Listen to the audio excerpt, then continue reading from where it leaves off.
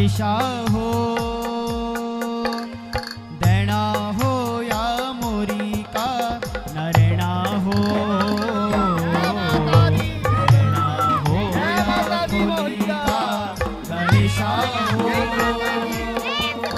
दैना हो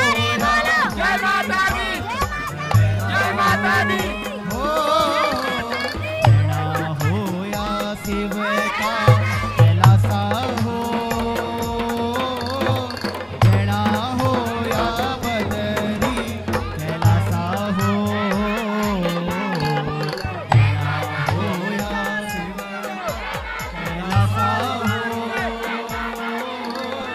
दैना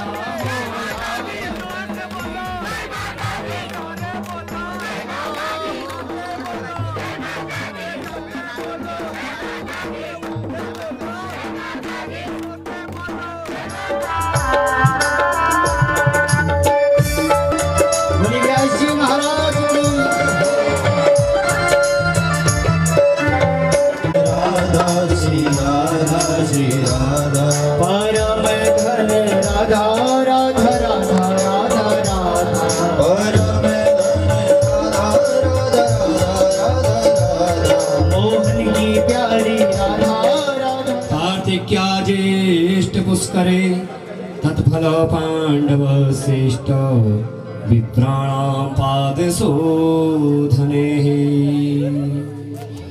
ओम यत्फलं नंदनंदन यशोदानंदन देवकी नंदन वसुदेव नंदन अखिल कोटि ब्रह्मांड नायक अकारण करुणा वर्णालय भक्त वांछा कल्पतरु संपूर्ण सृष्टि के कण कण में विराजमान एवं सभी भक्तों के हृदय में विराजमान भगवान बालक कृष्ण प्रभु के चरणों में मेरा कोटि कोटि वंदन एवं कोटि कोटि प्रणाम एवं उपस्थित इस अष्ट दिवसीय श्रीमद् भागवत महापुराण में सभी मेरी माताएं, भाई बंधु, बहनें एवं कटुरेश्वर महादेव मंदिर प्रांगण में उपस्थित सभी श्रोतागण विभिन्न विभिन्न स्थानों से पधारे हुए एवं मंचासीन हमारे आचार्यगण, विप्रबंधु,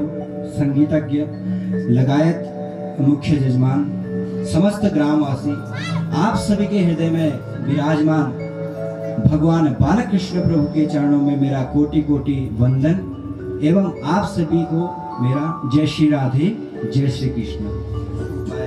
फिर पूछा कि भगवान करते क्या हैं? विश्वोत्पत्त्यादि हेतवे, भगवान विश्व की उत्पत्ति, प्रलय, पालन तीनों भगवान के द्वारा ही होता है। और फिर भगवान और क्या करते हैं? तो कहा तापत्रय विनाशाय, जो तीनों ताप हैं दैविक, दैहिक और भौतिक, जो तीन ताप होते हैं ताप, तो भगवान क्या करते हैं? तापत्रय विनाशाय, नाश नहीं विनाश, नाश करने से वो फिर हो सकता है। जैसे हम किसी पेड़ को काट देते हैं तो फिर उत्पन्न हो जाता है, लेकिन जब हम उसे उखाड़ के फेंक देते हैं तो उसका अस्तित्व ही मिट जाता है। तापत्रय विनाशाय। और यही बात मानस में गोस्वामी तुलसीदास जी भी कहते हैं, दैविक दैहिक भौतिक तापा, दैविक दैहिक भौतिक तापा, राम राज कछु नहीं यह व्यापा, राम राज कछु नहीं व्यापा। श्री राम जय राम जय जय राम, श्री राम जय राम जय जय राम, श्री राम जय राम जय जय राम, श्री राम जय राम जय जय राम। कथा स्मरण कर रहे हैं तो सौनक जी 88,000 ऋषियों में मुख्य हैं श्रोता। तो सौनक जी ने कहा अज्ञान ध्वांत विध्वंस सूर्यकोटि समप्रभ सूताख्या हि कथा सारम मम कर्ण रसायन। तो सौनक जी ने कहा, सूत जी आप वक्ताओं में श्रेष्ठ हैं, कोटि सूर्य समप्रभ, आप द्वितीय भास्कर के समान हैं। तो आप सूताख्या ही कथा सारम, अब आप ऐसी कथा सुनाइए जो सभी कथाओं का सार है और जो मेरे कानों के माध्यम से मेरे हृदय में विराजमान होके मेरा भवरोग दूर कर दे। तब सूत जी महाराज ने कहा, अच्युतानंत गोविंद नामोच्चारण भेषजा नश्यन्ति सकला रोगा सत्यम। श्रवण करो और उससे आपका भवरोग दूर हो जाएगा और आपके बुद्धि का विकास होगा, बुद्धि का विवेक बढ़ेगा। तब सौनक जी ने कहा, श्रेयसाम यत् भवेत् श्रेयः पावनानां च पावनम कृष्ण प्राप्ति करम सस्वत साधनम तद्वदाधु। तो कहा, श्रेयसाम यत् भवेत् श्रेयः, जो श्रेष्ठ में श्रेष्ठ है और पवित्र में पवित्र है, ऐसी कथा आप हमें श्रवण कराइए, क्योंकि गुरु ही वैकुंठ दिला सकता है और कोई वैकुंठ नहीं दिला। नागमणि को चिंतामणि भी कहा जाता है, चिंतामणि लोक सुखम। आपके पास अगर नागमणि हो गई वो आपको क्या देगा? सिर्फ लोकों का सुख देगा। और सुरद्रुभु स्वर्ग संपदा, जो कल्प वृक्ष है स्वर्ग में, अगर उसे भी यहाँ लाया जाए वो भी क्या देगा? आपकी जो इच्छा होगी वो वस्तु आपको प्रदान करेगा। लेकिन प्रेक्षन्ति गुरु प्रीतो वैकुंठम योगी दुर्लभम, जो वैकुंठ योगियों को दुर्लभ होता है वो वैकुंठ कौन दिलाता है? गुरुदेव भगवान। बोलिए सद्गुरुदेव भगवान की जय। सूत जी महाराज ने कहा, सर्व सिद्धांत निष्पन्नम संसार भय नाशनम।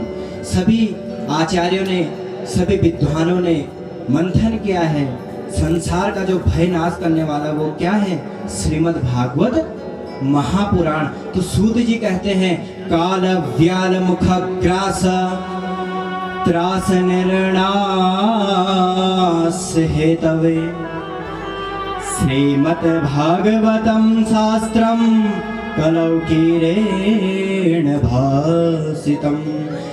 जितने भी संसार में महाराज जीव हैं, हम लोग, आप लोग, एक दिन सभी ने जाना है। काल व्याल मुख ग्रास, ये सभी जो संसार है यह काल रूप सर्प से जकड़ा हुआ है। काल मुंह खोल के बैठा है और महाराज काल इतना निर्दयी है, वो एक सेकंड का भी किसी को समय नहीं देता। अगर हम कहेंगे आज रुक जा थोड़ा, हम बोल बेमा जान से, नहीं रुकेगा काल, कभी नहीं रुकेगा। इसीलिए कहा है, सूत जी ने सुनाया ही महात्मा कहाँ से? काल व्यान मुख ग्रास, ये पूरा संसार काल रूप ग्रास बना है काल का। तो इसलिए कहा कि इसमें श्रेष्ठ क्या है? श्रीमद् भागवत महापुराण। एतस्मात् परम किंचिन न मनः शुद्धेन विद्यते। भगवान के चरणों का ध्यान करो, उससे तुम्हारा दुख दूर हो जाएगा। तो आइए हम भी एक भजन के माध्यम से भगवान के चरण कमलों का ध्यान करते हैं।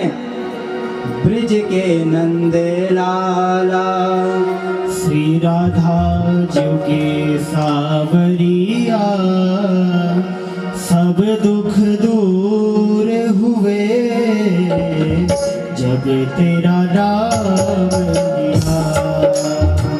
सब दुख दूर हुए जब तेरा नाम लिया। ओ ब्रिज की नंद प्रेम से राजा की सेवा दे। राधा जी के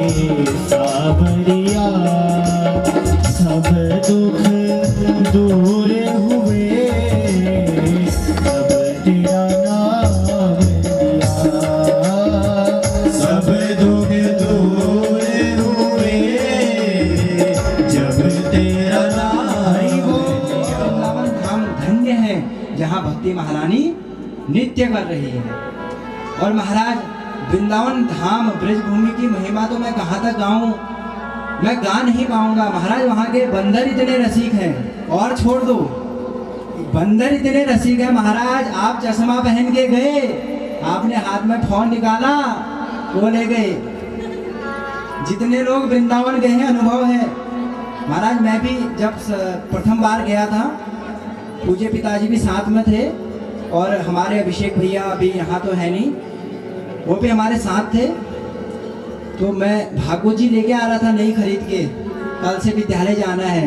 ऐसे महाराज हाथ पे पकड़ी थी, तो पीछे से मार दिया झपटा, जब तक फ्रूटी नहीं दोगे। और फ्रूटी आपने ऊपर डाली, उसने फ्रूटी पकड़ा, चश्मा लो, कैच कर लो। नहीं किया नहीं होगा। भजन जवानी में ही होता है, बुढ़ापे में तो कभी रोग, दैविक ताप जो लगते हैं रोग। अब महाराज कभी फिर आंखें कमजोर, कभी चल नहीं सकते, तो इसलिए भजन जवानी में ही करो। लेकिन क्या हुआ, मेरे को कहीं भी मेरे मन में संतोष नहीं हुआ।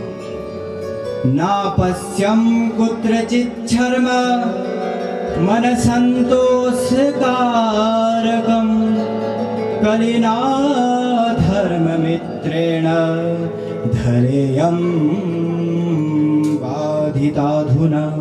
तो कहते हैं यह संपूर्ण धरती में महाराज कलयुग का वास हो गया, इसलिए मन को कहीं भी संतोष नहीं। मानव हमेशा पाप करते हैं, दुराचार करते हैं, धर्म का मार्ग ही नहीं अपनाते, हमेशा अधर्म करते हैं। और तो और सत्येन हीना पितृ मातृ दूषका, जो सत्य से भी हीन है और माता पिता से भी बैर किए हैं, ऐसे भी श्रीमद् भागवत से सभी वेद में विशारद है, प्रकांड विद्वान है आत्मदेव। उनकी पत्नी का नाम क्या था? धुंधुली। धुंधव कले लिए थे यहाँ सा धुंधुली, जो हमेशा कलह करती है, उसका नाम धुंधुली। और जो मिल गया भोजन। अब महाराज आजकल योजना हूँ, खा बढ़ गए तो खा मन नहीं बोल कहती तुम नूर जाता डाल लो। महाराज जो मिल गया, तीन चीजों में संतोष करो, पत्नी में और जितना धन है। ये नहीं कि भाई मेरे पास तो बाइक है, उसके पास गाड़ी क्यों है ना, जितना धन है उसी में संतोष करो। और भोजन त्रिभी संतोष न करता था। अगर संतोष नहीं करना है, इन तीन चीजों में नहीं करो। किस चीज में? अध्ययनम जप दाने हो, अध्ययन करने में कभी संतोष मत करो। महाराज मैंने इतना पढ़ लिया, किसी ने नहीं पढ़ा, पढ़ते रहो। जप करने में महाराज आज मैंने 5 माला जप दी, तो क्या हो गया 5 माला से? अनंत जपो, गिनती मत करो, इतनी माला जप दी। और दान नहीं हो, दान करने में भी कभी संतोष नहीं करना चाहिए। महाराज जिसके पास है खूब दान करो, और दान करोगे तो आपका धन पवित्र होगा। इसीलिए आत्मदेव बड़े खुश रहते हैं अपनी पत्नी के साथ। लगभग 40-45 वर्ष की आत्मदेव आयु हो गई है आत्मदेव की, लेकिन उनकी कोई भी संतान नहीं थी। महाराज बहुत दुखी थे, संतान नहीं होने से बहुत दुखी थे। तो एक दिन महाराज मरने के लिए वन चले गए। कहा महाराज उस जीवन का क्या फायदा जिसमें कोई पुत्र पुत्री ना हो। अब महाराज पुत्र नहीं होगा तो पिंडदान नहीं होगा, पिंडदान नहीं होगा तो हमें मुक्ति नहीं मिलेगी। यह सोच के मरने के लिए वन चले गए। न पुत्रो वापि न पुत्री ततश्चिंता तुरो भृशम। कोई पुत्र पुत्री नहीं है महाराज, बहुत चिंता में है। जब वन गए तो महाराज एक नदी दिखाई दी। अब सोच रहे हैं कूद जाऊं या नहीं कूदूं। अब मरने से हर किसी को डर लगता है महाराज। अगर किसी से बोलो मरना चाहोगे ना, मरना तो है लेकिन ना।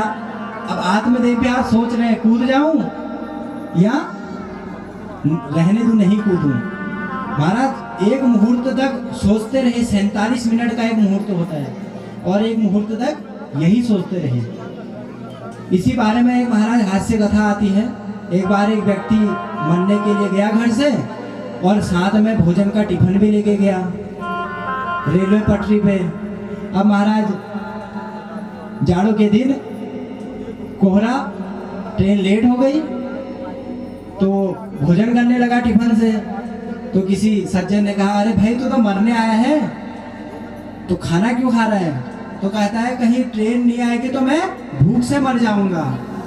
अरे भले आदमी, अगर मरना ही है भूख से ही मर जा, ट्रेन आने की आवश्यकता ही क्या है? तो इसलिए आज आत्मदेव पे ऐसा ही कर रहे हैं। महाराज कूदूं तो उसको एक झोले से फल निकाल के दिया महाराज और उसको अभिमंत्रित किया और कहा तू इस फल को अपनी पत्नी को खिलाना, उससे तेरा पुत्र अवश्य होगा। और महाराज ये सत्यता प्रमाण दिखाई देता। अब धुंधली गई कि आज कुछ मोटा माल लाए हैं महाराज, सोना कमा के पंडिताई करते हैं, कुछ आज अच्छा ही लाए हैं।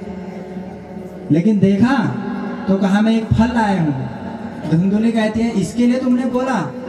फल तो पहले ही घर में पड़े हैं। तो कहते हैं ये ऐसा वैसा फल नहीं है, ये संत का अभिमंत्रित किया हुआ फल है, इसे तो खा ले जल्दी से, इससे पुत्र अवश्य होगा। अब महाराज वो सोचने लगी क्या फल खा के भी कोई पुत्र हो सकता है? उतने में उसकी पड़ोसन आई। उसने पड़ोसन से बोला, अरे बहन सुनती हो, मेरे पति एक फल लाए हैं और कह रहे थे फल खाने से तेरा गर्भ होगा, बच्चा होगा, तो क्या ऐसा होता है?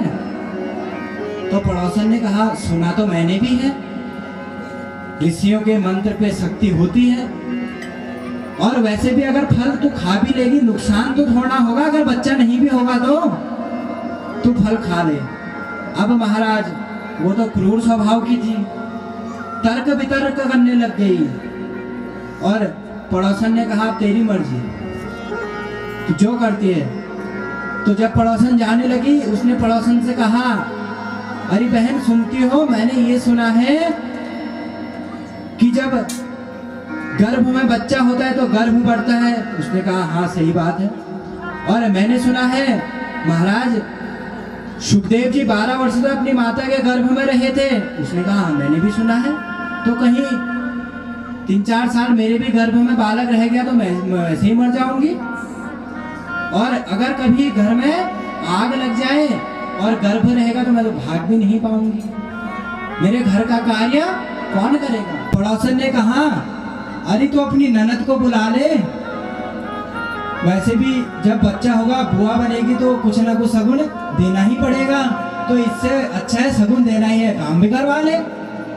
तो धुंधली कहती है अरे बहन ननद का नाम भी मत ले, तू नहीं जानती हो कितनी छोटी है। महाराज जब आती है कुछ ना कुछ लेके जाती है। उसने अपनी बहन से बोला कि अरे बहन मेरे पति एक फल लाए हैं, क्या यह फल खा के कह रहे थे तेरा गर्भ होगा, यह सत्य बात है? तो बहन ने कहा ऐसा नहीं होता, अगर ऐसा है तो तेरी गाय ने भी तो कोई बछड़ा नहीं दिया है, तू यह फल उसे खिला दे। और मेरे गर्भ में एक बालक है, मेरे पहले ही अनेक बालक हैं, मेरे पे खाने के लिए नहीं है कुछ और खाने वाले बहुत हैं, और तेरे पास खाने के लिए बहुत है, खाने वाला नहीं है। जब मेरा यह गर्भ होगा मैं इसे चुपचाप तुझे दे दूंगी और तू मेरे पति को धन दे देना इसके बदले, अदला बदली। तब तक तू गर्भ का नाटक कर और यह फल गाय को खिला दे। अब महाराज दग्निरजायतः गाओ आरती गाओ आरती गाओ आरती गाओ आरती गाओ आरती गाओ आरती गाओ आरती गाओ आरती। श्री भागवत भगवान की है आरती, पापियों को पाप से है आरती। श्री भागवत भगवान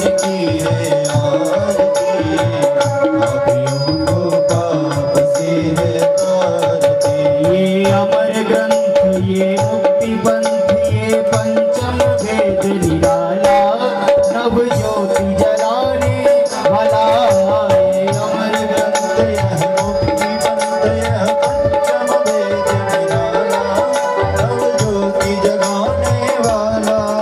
हरि नाम यही हरि धाम यही, हरि नाम यही हरि धाम यही, जग के मंगल की आरती, पापियों को पाप से है तारती। श्री भागवत भगवान की है आरती, पापियों को पाप से है तारती। ये शांति गीत पावन पुनीत, पापों को मिटाने वाला, हरि दर्श दिखाने वाला। ये शांति गीत पावन पुनीत, पापों को मिटाने वाला, हरि दर्श दिखाने वाला। यह सुख करनी यह दुख हरनी, यह सुख करनी यह दुख हरनी, श्री मधुसूदन की आरती, पापियों को पाप से है तारती। श्री भागवत भगवान की है आरती, पापियों को पाप से है तारती। ये मधुर बोल जगवंत गोल, सन्मार्ग दिखाने वाला, बिगड़ी को बनाने वाला। मधुर बोल जगवंत गोल, सन्मार्ग दिखाने वाला, बिगड़ी को बनाने वाला।